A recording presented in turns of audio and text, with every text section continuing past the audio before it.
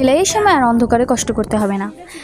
আজ দেখাবো কিভাবে আমি একটা সাধারণ মেশিনে লাগিয়ে ফেললাম অসাধারণ একটা লাইট। আমি এই লাইটটাকে নতুন কিনে এনেছি আমার মেশিনে লাগানোর জন্য। দেখেন কত সুন্দর একটা লাইট। প্রথমে এটাকে মেশিনের উপরে সেট করে দেখলাম এটা কীরকম। এটা একটা ম্যাগনেট টাইপের, দেখুন এর নিচে একটা ম্যাগনেট আছে, এটা যেখানে লাগাবেন সেখানেই থাকবে এবং এর উপরে একটা সুইচও আছে এবং এটাকে জয়েন করার জন্য একটা তার সিস্টেম আছে। এটা আপনি আপনার মেশিনের সুইচ বোর্ডের সাথে অ্যাডজাস্ট করে তারপরে আপনি অন করতে পারবেন। তো আমরা এটা লাগানোর জন্য সুন্দরভাবে মেশিনের এপাশ ওপাশ করে লাগিয়ে দেখলাম কোন অ্যাঙ্গেলটা আমাদের পারফেক্ট হয়।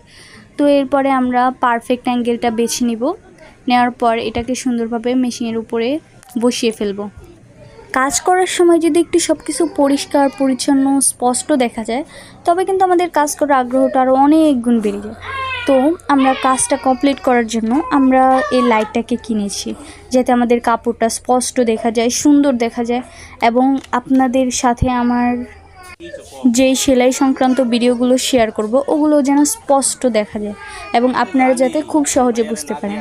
তো এটা করার জন্য আমি যে সুইচ বোর্ডটাকে মেশিনের নিচ থেকে খুলে নিয়েছি, খুলে মেশিনের তারের সাথে ওই যে ওই প্লাগ সিস্টেম আর কি আছে না একটু, ওইটাকে সুন্দরভাবে অ্যাডজাস্ট করে নিয়েছি ওই সুইচ বোর্ডের সাথে। এরপর এটাকে আবার নিজের জায়গায় সেট করে নিব।